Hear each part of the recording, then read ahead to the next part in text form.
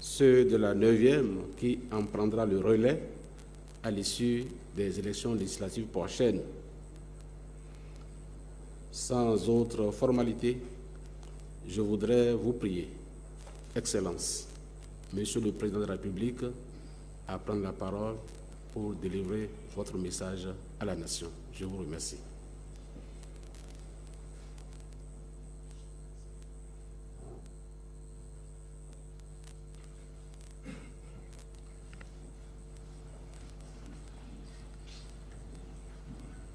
Monsieur le Président de l'Assemblée nationale, Mesdames et Messieurs les députés, conformément à notre pratique républicaine, c'est à nouveau pour moi un honneur d'être devant votre auguste Assemblée pour partager avec vous l'état général de notre nation au titre de l'année 2022.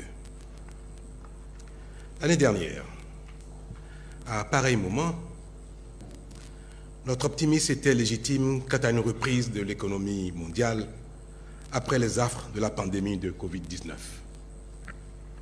J'avais néanmoins indiqué que notre pays devait encore relever deux défis majeurs, l'un sécuritaire et l'autre sanitaire. Un an après, où en sommes-nous? S'agissant du défi sanitaire, il est loisible de constater que le monde se remet globalement de la pandémie de Covid-19, grâce notamment aux avancées de la science, même si la vigilance doit rester de mise.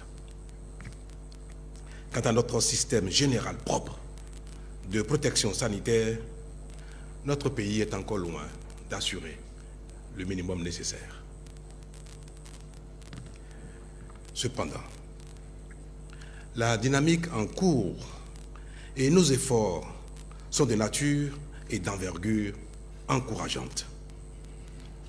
En ce qui concerne notre santé économique, la reprise post-Covid amorcée s'est brutalement estompée par le renchérissement des coûts des matières premières, de la logistique ainsi que des produits de première nécessité en raison de la guerre Russie-Ukraine.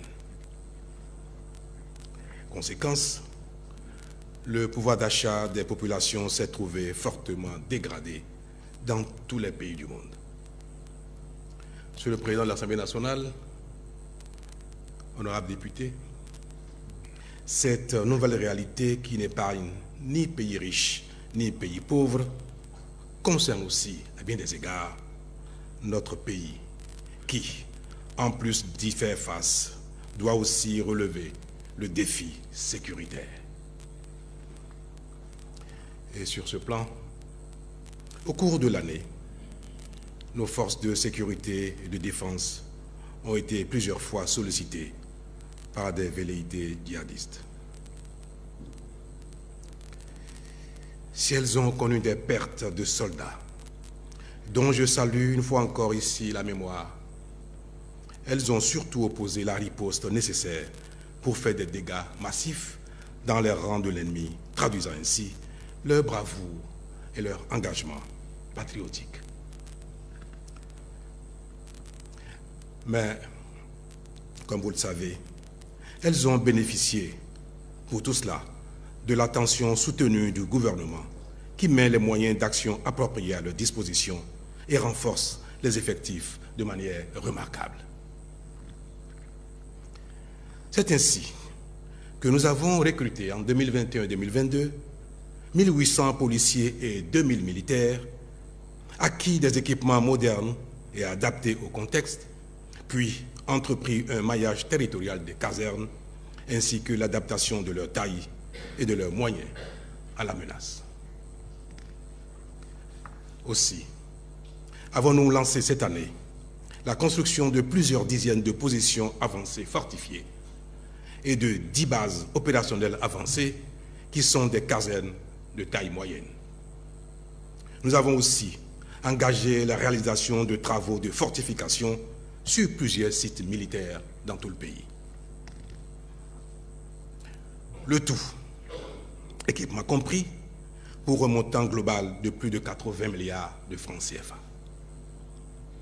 Tous ces investissements ont pour objectif de favoriser une projection plus rapide et plus aisée de nos hommes sur les théâtres nécessitant leur intervention en vue d'une efficacité plus grande. En clair, il s'agit de fortifier le pays et de garantir une sécurité optimale à tous. Ces actions seront densifiées encore davantage au cours des années à venir. Par ailleurs, la lutte contre le phénomène djihadiste dans le contexte ouest-africain appelle une action concertée et intelligente des États. En cela, notre pays a été, depuis longtemps, porteur et promoteur d'une stratégie offensive plutôt que défensive pour aller frapper l'ennemi jusque dans ses repères, y compris en territoire étranger. Là-dessus, il est heureux de noter que nous sommes enfin écoutés au niveau régional. Notre action diplomatique ne manque donc pas d'impact. Dans tous les cas, nous travaillons à faire du Bénin une oasis de paix. Monsieur le Président de l'Assemblée nationale, Mesdames et Messieurs les députés, aucun esprit avisé ne devrait s'étonner de cette attention que nous portons à la sécurité. Elle est essentielle, surtout quand nous avons fini de mettre en place les fondamentaux dans tous les autres secteurs. C'est elle qui détermine, en effet, la pérennité de tous les investissements. L'absence de sécurité peut limiter, voire empêcher la jouissance des fruits de nos efforts communs.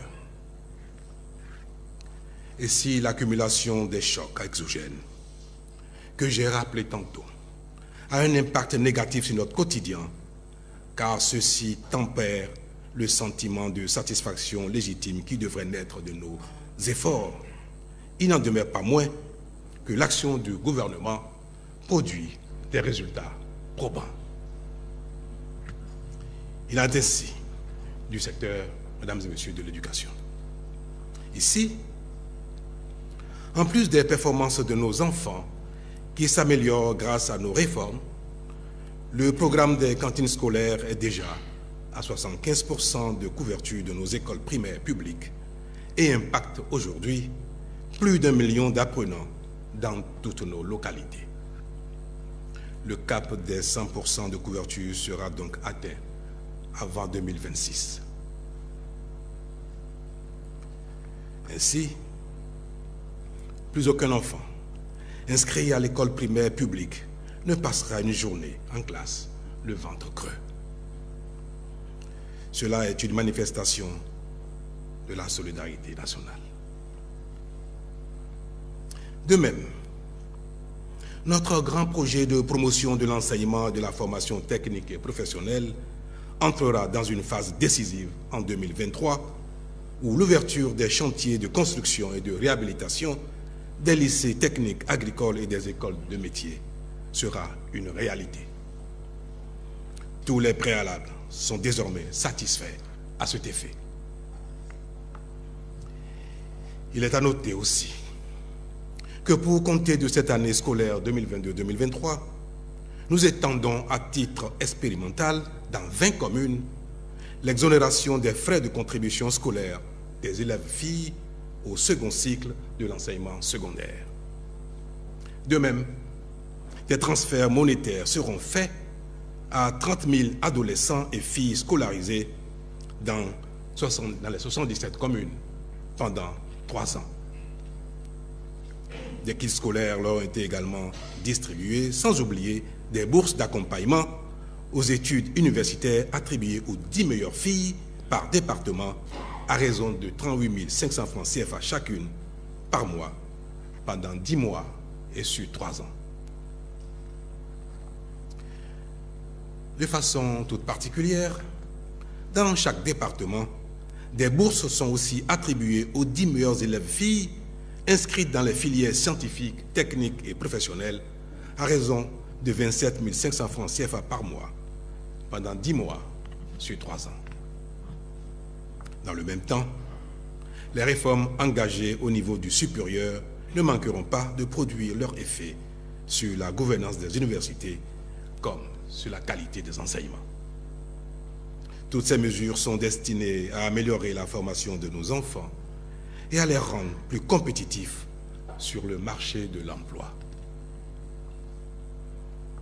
Un marché de l'emploi où, en dehors des recrutements au profit des forces de sécurité et de défense, l'État a déjà procédé au recrutement direct de près de 3000 agents dans les secteurs de la santé, de l'éducation et de la justice entre 21 et 22. Sans oublier plus de 3000 bénéficiaires en 2022 du projet d'insertion des jeunes et du programme spécial d'insertion dans l'emploi. À Glodjibé, dans la zone industrielle, c'est déjà plus de 6000 jeunes béninois qui sont employés à un titre ou à un autre. Avant la fin de 2023, nous serons peut-être à 30 000 emplois. Ceci n'est qu'un début qui s'ajoute aux milliers d'emplois générés par les nombreux chantiers publics en cours de réalisation partout dans le pays. Pour revenir à Glodjibé, il s'agit là d'un hub attractif par lequel l'État marque son retour pertinent et son rôle moteur dans la promotion de l'industrialisation. Un autre secteur dans lequel on peut également noter le retour stratégique de l'État, c'est celui des télécommunications, avec le démarrage des activités du nouveau réseau public de communication mobile, premier opérateur global avec une couverture de 80% du territoire national. L'action de l'État pour la compétitivité du secteur des télécommunications numériques sera bientôt renforcée par la deuxième phase du projet de déploiement de la fibre optique afin de mailler totalement le territoire pour le haut débit.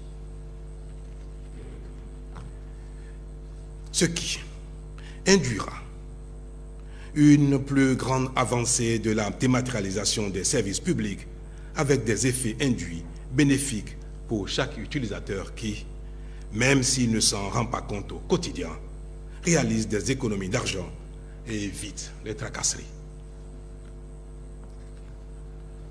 Mesdames et messieurs les députés, s'agissant du secteur de la santé, nous avons engagé des investissements massifs dans la réalisation des infrastructures et la formation du personnel médical. Ainsi, nous assisterons à l'achèvement prochain de l'hôpital de référence d'Abomey-Calavi et à la construction d'autres centres de santé non moins importants. Plus encore, d'ici 2023, nous lancerons la réhabilitation et la reconstruction des 725 centres de santé de notre pays, des centres hospitaliers départementaux, des centres hospitaliers universitaires et des 21 hôpitaux des zones. Cette action d'envergure concerne également la mise aux normes des plateaux techniques. Mais c'est davantage sur la qualité des ressources humaines que nous agissons pour garantir aux populations l'accès à des soins de santé de qualité. C'est ce qui justifie les recrutements historiques effectués et l'installation de l'autorité de régulation du secteur de la santé. L'action de cette dernière sera primordiale pour l'amélioration des pratiques et leur mise aux normes, ainsi que dans le public, aussi bien dans le public que dans le secteur privé. Dans cette même logique d'accès universel aux soins de santé de qualité, nous sommes aujourd'hui à 57 communes sur 77 où les plus vulnérables d'entre nous, les pauvres extrêmes, commencent à bénéficier de soins gratuits. L'assurance maladie obligatoire, mesdames et messieurs, entrera en vigueur en 2023 pour l'ensemble de la population. À cet effet, le panier de soins de base prendra en compte une gamme variée de consultations, de soins et de prestations, ce qui permettra de couvrir largement les affections courantes et d'apporter plus de quiétude à nos concitoyens. Honorables députés, il n'aura échappé à personne que parmi les secteurs évoqués, ceux de l'éducation, de la santé et de la sécurité font l'objet d'une réelle attention de la part de notre gouvernement.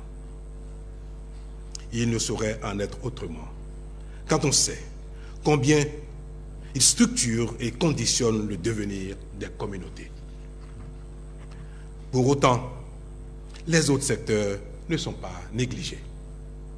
Bien au contraire, conscients de l'importance des gaps à combler, nous avons poursuivi nos efforts de sorte à passer le cap du minimum indispensable pour asseoir le bien-être collectif. Et quand ce minimum n'est pas encore atteint, c'est que nous n'en sommes pas loin. L'ampleur des ressources mobilisées et des chantiers ouverts nous en donne l'assurance. Dans le domaine de l'accès à l'énergie électrique, par exemple, le programme d'extension subventionné par le gouvernement permet à un nombre de plus en plus croissant de nos citoyens de s'abonner au réseau dans la plupart de nos communes. En moins de 4 mois de mise en œuvre, plus de 100 000 demandes de branchement ont été enregistrées et sont en cours de satisfaction, ce qui atteste que nous avons vu juste. S'agissant tout particulièrement de nos communes, elles sont promises à un avenir meilleur, favorisé par la bonne gouvernance que promet la mise en œuvre de la réforme structurelle du secteur de la décentralisation. Elle ambitionne que dans nos communes, les ressources mobilisées soient gérées à bon escient et que la priorité soit désormais donnée aux projets ou programmes qui impactent réellement la vie de nos concitoyens. Dans ces conditions, chaque commune devra se considérer désormais en compétition avec les autres et s'employer à faire en sorte que la dynamique de développement observée au niveau national se manifeste aussi sur le territoire.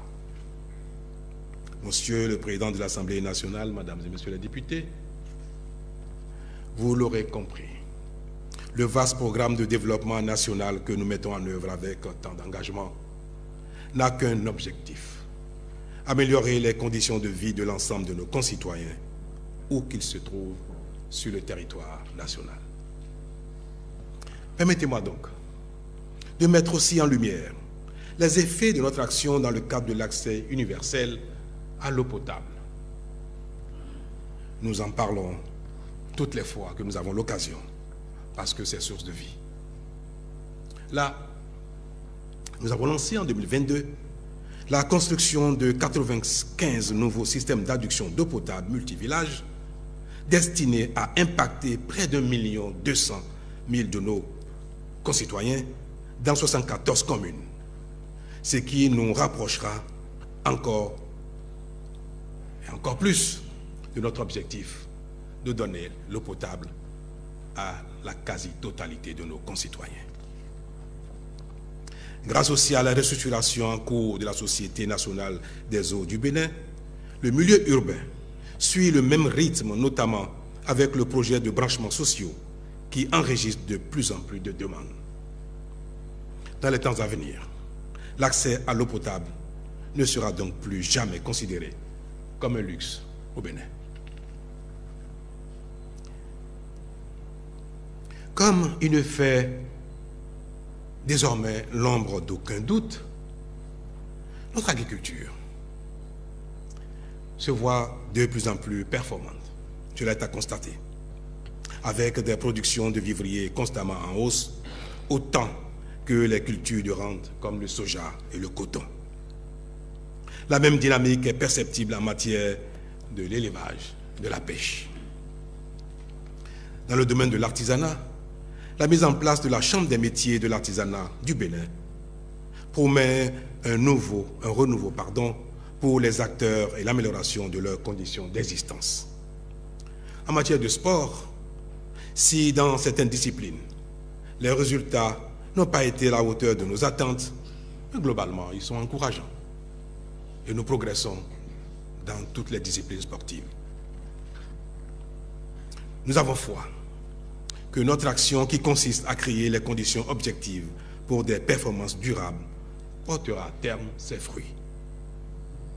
S'agissant du cadre de vie et des infrastructures de transport, nous avons poursuivi la mise en œuvre de notre programme d'action et lancé de nouveaux chantiers. D'autres le seront encore en 2023, notamment la phase 2 du projet asphaltage, la construction de nombreux axes routiers pour densifier encore plus le réseau de voies bitumées.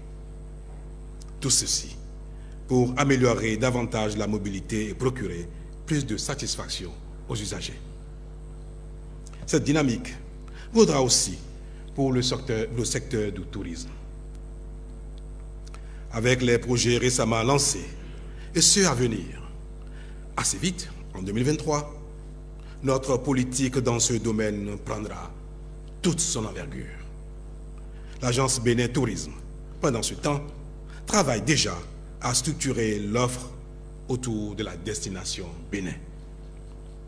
Toutes ces performances nous valent l'admiration et la reconnaissance de la communauté internationale, comme lorsque notre pays s'est montré le plus efficace de l'UMOA dans la gouvernance économique et la maîtrise de l'inflation dans ce contexte de crise internationale.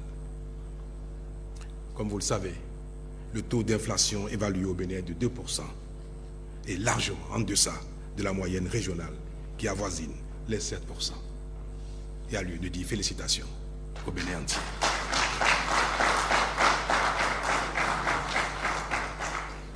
Ces performances, mesdames et messieurs, elles nous distinguent comme un pays de progrès où, grâce à nos efforts collectifs, nous montrons que le sous-développement, ou bien que le développement n'est pas une fatalité et que le sous-développement peut être vaincu. Mais le citoyen, même lorsqu'il voit de façon évidente les changements positifs de son milieu, lorsqu'il observe les améliorations qui lui offrent des conditions et un cadre de vie globalement meilleur, il faut encore qu'il sente que le progrès le touche aussi personnellement, notamment à travers l'amélioration de son pouvoir d'achat propre. Cela s'entend bien, mesdames et messieurs, n'est-ce pas? Autrement, tant que chacun n'a pas directement dans sa poche ou dans son assiette, ne serait-ce que le peu supplémentaire, il reste insatisfait, voire dubitatif. Il n'a pas le sentiment que les avancées collectives lui profitent à lui aussi. Ce n'est pas forcément de la mauvaise foi. Cela relève de notre nature humaine. Exactement comme nous le disons communément. Quand on a fait une vue de groupe, une photo, que veut chacun? Voir sa position. Car c'est ce qui prouve qu'il était là lui aussi. De même, quand on décide ensemble de réaliser la maison pour la famille et qu'il convient de faire des efforts, de consacrer les ressources à la réalisation de ce bien, de ce confort. Est-ce que tout le monde accepte le fait de sacrifier le pain quotidien pour la maison à construire? Quelle que soit la noblesse des objectifs du bien-être global, le pain quotidien reste notre priorité. C'est ça, notre nature humaine. Autrement, les ressentis individuels peuvent paraître en contradiction avec la dynamique globale engendrée par nos efforts communs. Nous sommes donc tenus de tenir compte de cela. il est bien de progresser collectivement grâce à la satisfaction des besoins essentiels que sont l'eau, l'électricité, la sécurité, la santé, l'éducation, les infrastructures. Mais il faut encore que chacun, comme je l'ai dit tantôt, ait le plus qui le touche directement et le rassure que le pays progresse effectivement. Le progrès collectif se voit souvent à sa porte personnelle. Mesdames et messieurs, Monsieur le Président de l'Assemblée nationale, voilà pourquoi, ainsi que nous en avons pris l'engagement l'année dernière, nous avons œuvré à concrétiser notre volonté d'améliorer les revenus des travailleurs. Bien sûr, nous avons été retardés pendant de longs mois après nos échanges avec les partenaires sociaux, à cause de la conjoncture internationale née de la guerre en Ukraine, suite à la crise de Covid-19.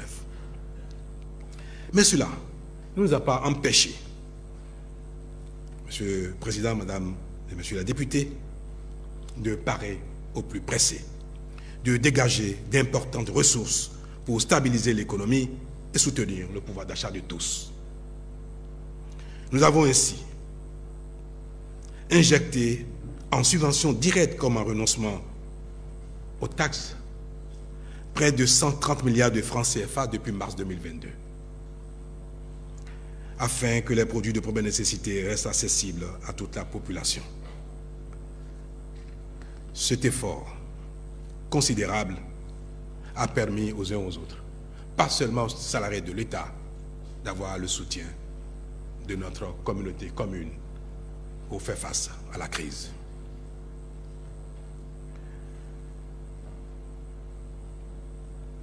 Enfin, comme vous avez pu le suivre hier, le Conseil des ministres a statué sur les propositions qui ont été négociées avec les partenaires sociaux le mardi dernier.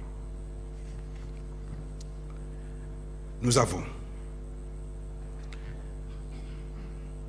avec les centrales syndicales et le patronat, trouvé un consensus. Cela a été facile parce que le niveau, l'envergure des améliorations proposées ne faisait aucun doute de ce que notre effort mérite bien d'être reconnu. Si vous me permettez, bien que l'information a été largement diffusée, je vais m'appesantir ici sur quelques aspects de ces augmentations des revenus de nos salariés du secteur public. Le modèle de revalorisation pour lequel nous avons opté marque des efforts plus prononcés en faveur des salariés les plus modestes, ceux que nous appelons les gains petits, sans pour autant oublier ceux des autres catégories. Il consacre des augmentations assorties de sursalaires pour certaines catégories. L'objectif visé par le gouvernement étant donc d'améliorer davantage le pouvoir d'achat des plus faibles, sans oublier, comme je l'ai dit tantôt, de faire un petit quelque chose pour les salaires les plus élevés. Ainsi, selon qu'ils sont les agents de l'État, en début de carrière, ou en milieu de carrière, ou à la fin des carrières, les uns et les autres bénéficient d'augmentations différenciées.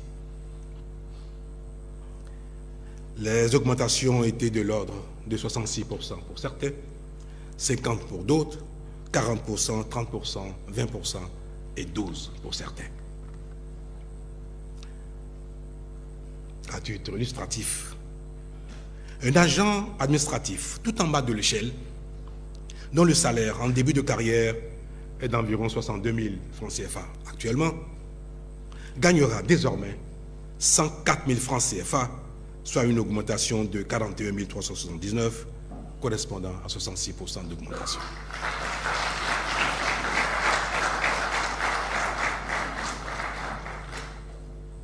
Je voudrais bien le répéter à la suite du compte rendu du Conseil des ministres, qu'un instituteur dont le salaire en milieu de carrière, dont le salaire est de 112 000 francs CFA aujourd'hui, passera à plus de 150 000 francs CFA par mois. Une sage-femme dont le revenu actuel est d'environ 144 000 francs CFA gagnera désormais plus de 182 000 francs CFA, soit plus de 30 000 francs CFA d'augmentation, ce qui correspond à 26% d'augmentation. Pareil pour une aide-soignante, qui gagnera aujourd'hui 82 000 francs CFA. À partir donc de ce mois-ci, à la fin de ce mois, elle gagnerait plus de 123 000 francs CFA, soit plus de 40 000 francs CFA d'augmentation, représentant plus de 50% de son salaire. S'agissant de la police, des agents de police, si nous prenons un policier qui aujourd'hui a un salaire de 111 000 francs CFA en milieu de carrière, son salaire passera à plus de 150 000 francs CFA, soit près de 34% d'augmentation. Le militaire de rang, le soldat, qui, tout compris, gagne 91 000, aujourd'hui par exemple, gagnera désormais, à partir de fin décembre, 133 000 francs CFA, soit plus de 46% d'augmentation de salaire. Moi-même, je ne crois pas mes yeux, mes oreilles.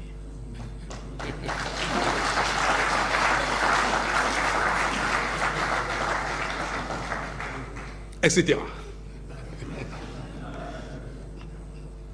Enfin, permettez-moi de rappeler la situation des aspirants. Ces vaillants hommes qui essayent de combler le gap que nous observons dans l'enseignement primaire et secondaire, qui, pour diverses raisons,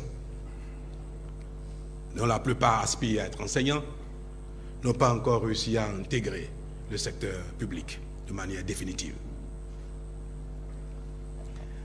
Jusque-là, nous leur payions 9 mois de salaire pour leur présence effective dans les classes, comme des vacataires. Mais désormais, ils seront payés 11 mois sur 12, même si leur présence effective en classe n'est que de 9 mois, voire 10 mois maximum. Ils ont beau être vacataires, ils ont besoin également de nourrir leur famille pendant les 2 mois d'absence dans les classes. Et c'est pour ça que nous avons porté leur niveau de rémunération à 11 mois, faisant d'eux ainsi des parents, des chefs de famille responsables, même si sur les 12 mois, il leur restera encore un mois de salaire. Mais ça ne saurait tarder, puisque nous leur permettons désormais, pour ceux d'entre eux qui auraient déjà fait 3 ans dans cette dynamique d'enseignants aspirants, de passer un test d'évaluation. Et au cas où ce serait concluant pour eux, c'est-à-dire s'ils ont le niveau minimum requis, ils seront reversés à titre définitif de la fonction publique.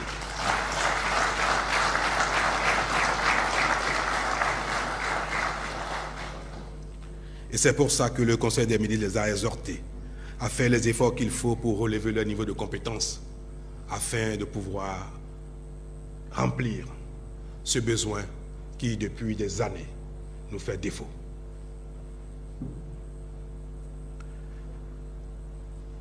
Mesdames et messieurs,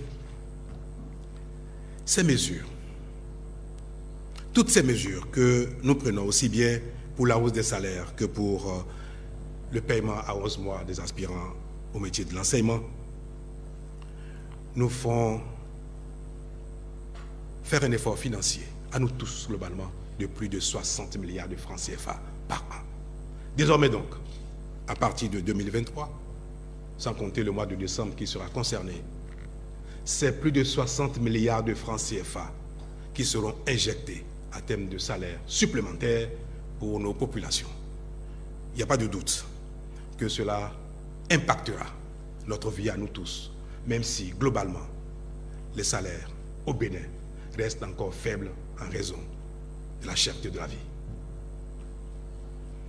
Ces efforts que nous faisons ne nous donnent pas l'illusion que désormais chacun des concernés aura une vie décente. Non.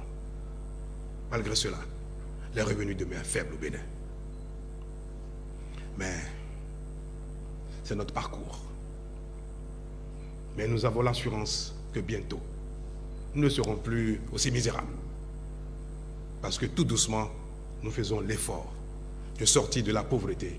Et chaque jour, nous en donnons la preuve. Même si, en notre temps, chacun de nous ne connaîtra pas l'aisance, la fortune, le bien-être total. Nous avons l'assurance que nos enfants ne connaîtront pas le même sort que nous. Que nos petits-enfants, que nos arrière-petits-enfants et que les générations à venir, grâce à nos efforts et la dynamique en cours, auront un sort différent, une vie meilleure. C'est aussi ça, le sens de la vie. C'est aussi ça, la responsabilité des générations. Œuvrer pour soi, certes, mais davantage pour les générations à venir.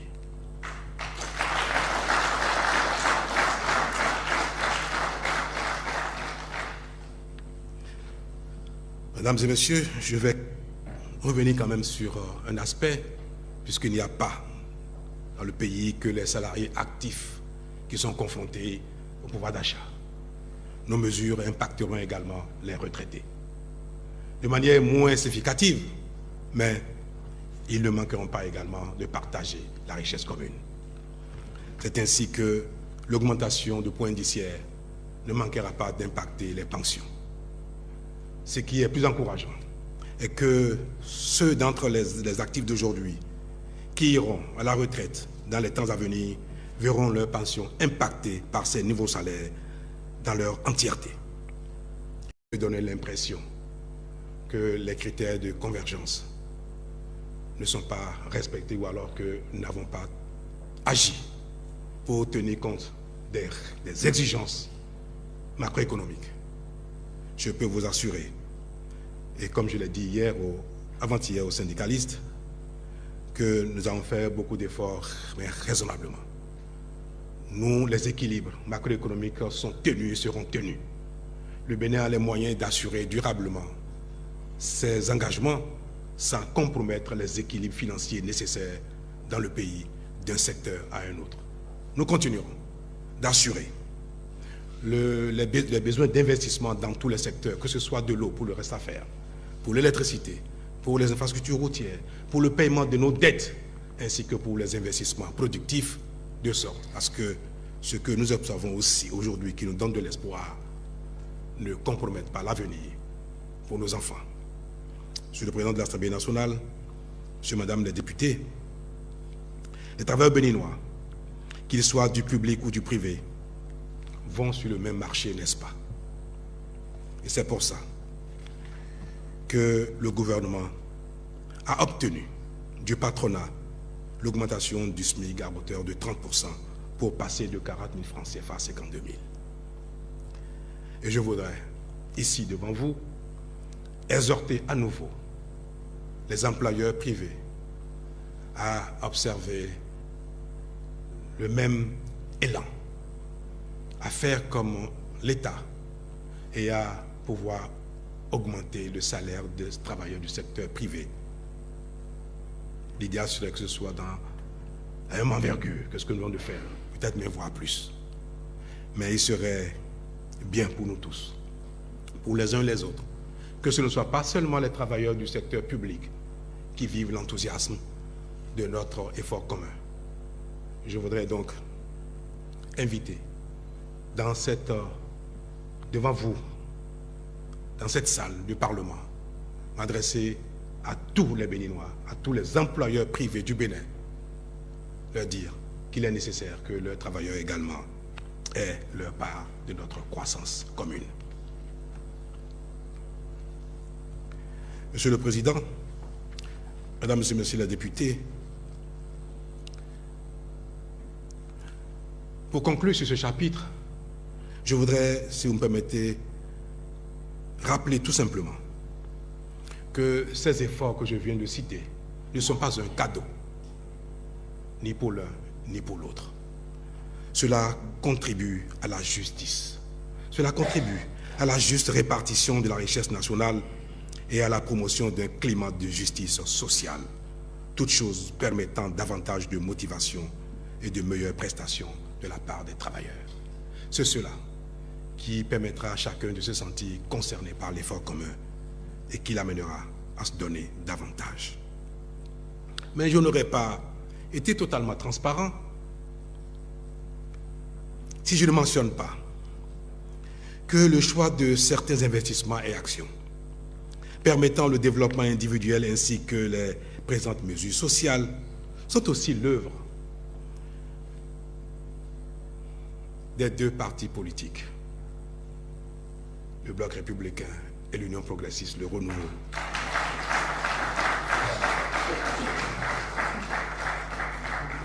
qui participent au gouvernement et dont les pressions sans cesse de toutes sortes ont contribué à la prise de certaines de ces décisions et à leur mise en œuvre. Monsieur le Président, Mesdames et Messieurs les députés, parfois je me suis senti agacé à vos exigences. Mais je vois que vous avez souvent raison.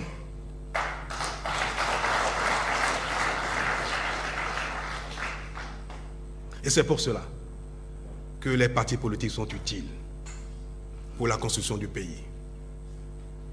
La plupart de ces décisions ont été prises sous votre impulsion, avec vos exigences. C'est pour cela que je ne serai pas sincère si je ne partage pas le mérite avec vous. Merci et félicitations encore pour votre action.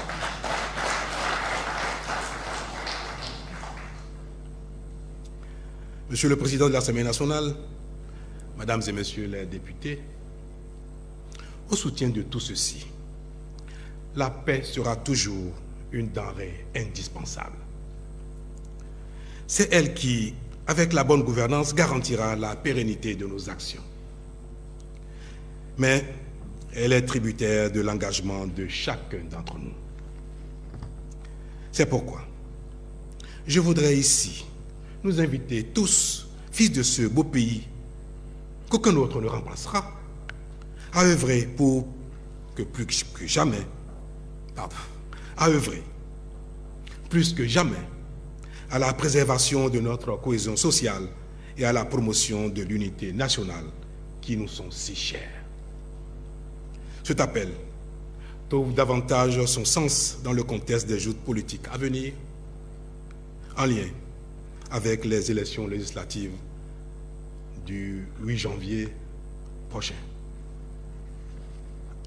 C'est l'occasion pour moi de noter qu'elle s'annonce sous de bons augures avec la participation de toutes les sensibilités politiques. Je voudrais nous en féliciter. Je voudrais alors en cela saluer tous les acteurs qui y ont œuvré. Ces élections seront, j'en suis convaincu, l'occasion d'une belle fête à l'issue de laquelle le seul vrai gagnant sera encore une fois de plus le Bénin. C'est le lieu de souligner que grâce à nos réformes, désormais et pour compter de la prochaine législature, le Parlement béninois comptera au moins 20%. Au moins 20% de femmes, ce qui n'était jamais arrivé auparavant. Mais je vais espérer. Je vais espérer que le nombre de femmes qui seront désormais présentes dans cet hémicycle, ce nombre ne sera pas exactement ce que la loi a exigé, que ce sera bien davantage. Les hommes n'ont pas applaudi.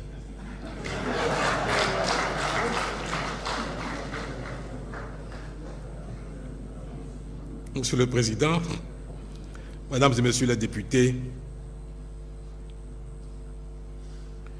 je ne peux finir mes propos sans vous adresser mes salutations et mes remerciements de manière toute particulière. Votre législature a du mérite.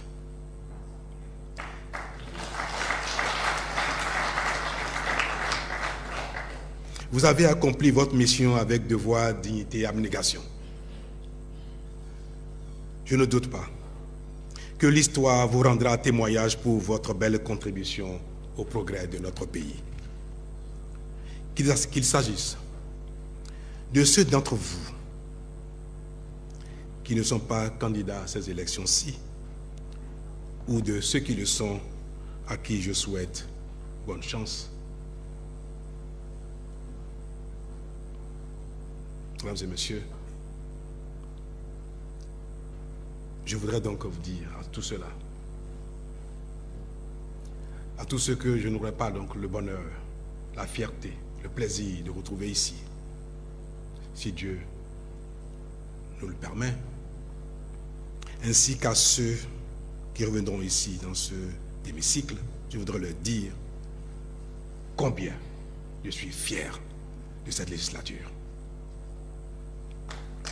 Je voudrais leur dire que vous avez marqué un tournant dans l'histoire politique du pays.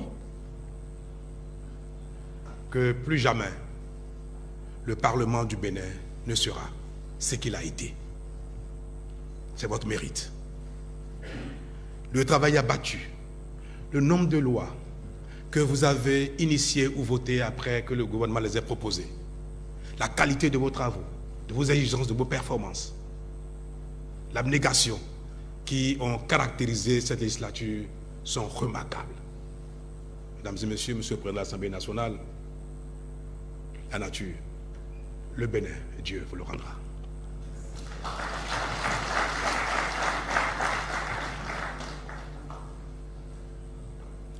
Je ne peux manquer de vous remercier tout particulièrement pour le vote du budget général de l'État.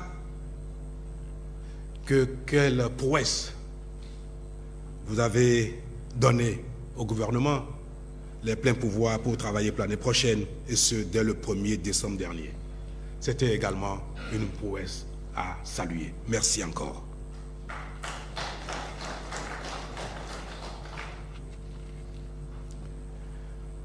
Monsieur le Président, Mesdames et Messieurs les députés, tel est le sentiment du gouvernement, notre appréciation sur l'état de notre nation. Je n'ai pas pu le terminer sans dire donc ce petit mot sur l'état du Parlement. Félicitations, merci et bien à vous. Vive le Bénin!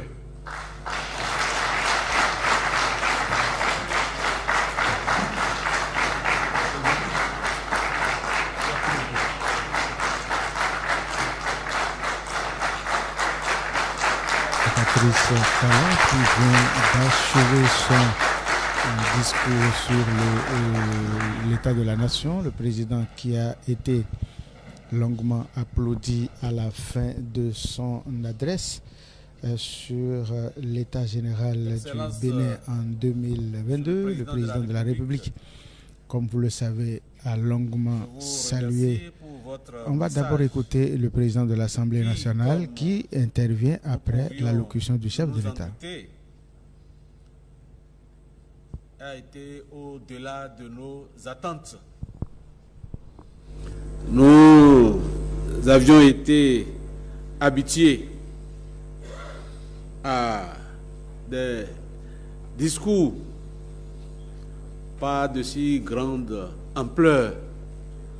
Nous avons été habitués à des discours synthétiques. Mais aujourd'hui, nous avons été agréablement surpris par la profondeur et par la pertinence d'un bilan assez élogieux. Et nous vous en savons gré.